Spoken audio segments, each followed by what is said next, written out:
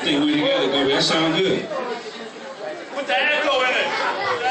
If I can get everybody's attention for just one moment. Hey, E, can you name all the sausages? Racing sausages? Look, all right, everybody, attention, please. I want to let everybody know my name is Ernest. Most of you guys know me. But your mic work? Okay. Ernest! Okay. But yeah, you're a road. I'm Mikey's best man. For anybody who doesn't know, kind of new at the best man speech thing, so I took the liberty of asking some of my peers and everything, can they kind of help me out with my speech? So I started off with Tracy, which isn't here right now, but is Mikey's sister. She told me there she is. Yeah, there she is. She gave me some advice about my best man speech. She told me what she always tells me, and that's to Google it. So I tried looking it up on the internet. And well, Tracy, I must say, I found more stuff not to say than I did to say for my speech. So, but it was great advice because it helped me later on with my speech. Because after you, I talked to your father, Tony. Mikey's there, right there. And he told me some good advice, too. He told me, he said, E, take a deep breath and just speak from the heart. Well, that was number 3 on the do not do list. I wrote it down. I made sure of that. So, and then, I went over and I told my best man, I said, look, I don't want to get up there and make a fool out of myself. So, please help me on my speech. He tells me, E, I know you, dog. Take a drink. You're used to talking to people. Everything will be okay. Here we go. Well, that was number 1 on the do not do list. Do not drink before or while the speech. I'm sorry, man. It is what it is, man. So, I figured, what? My girlfriend would not steer me wrong. So I asked her, give me some advice. She's sitting at the table, baby. Speech. She looked at me, she said, baby, I don't care what you say. Just don't embarrass me. Look, I will not embarrass you tonight. I'm trying to do it. All right?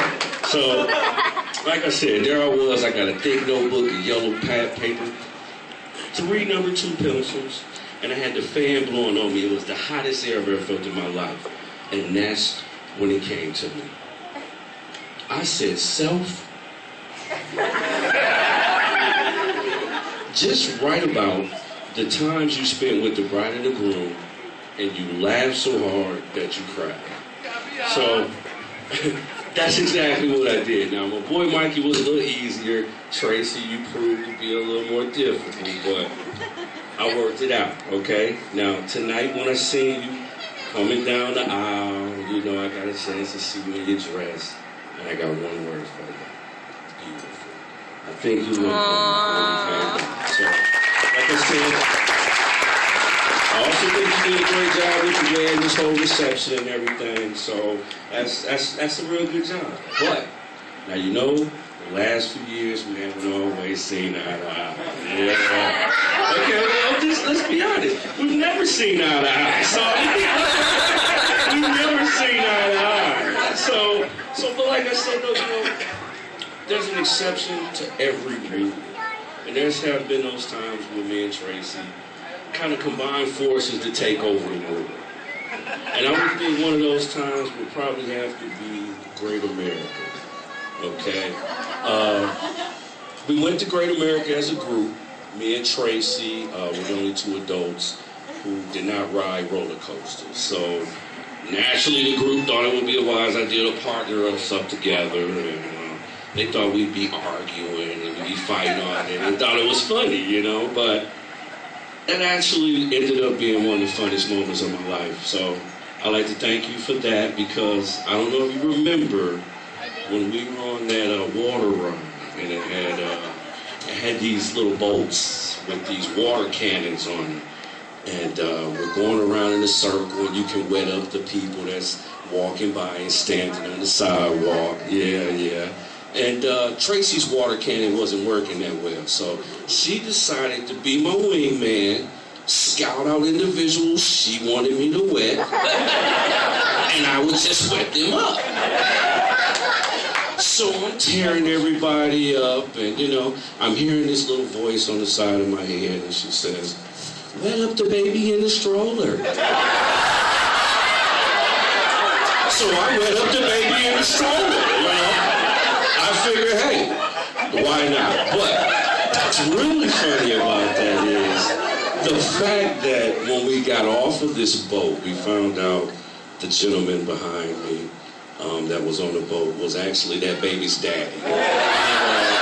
It didn't go over too well. So, it is what it is. I laughed really hard that day that I cried. So there's also been a few moments where I've always wanted to tell Tracy exactly what I felt, and this is one of those moments. I have some answers to some of the questions you've always wondered. You wonder, why do I keep coming over your house? And I just would like to tell you, because you keep leaving the back door open.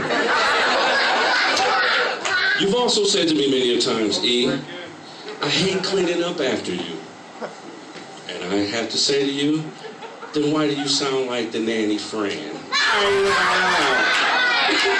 I know. So look, Tracy, I just want to say, I want to give you some advice on a happy marriage. And that is just to be you, because being you is what made my boy Mikey happy. So that's it. That should help y'all out a little. He's the bomb. Now that we're on Mikey, now I'm going to tell you, man, from day one I've been telling you that, marriage, it isn't all it's cracked up to be, okay? It doesn't mean that you'll get any closer parking to any events or anything like that.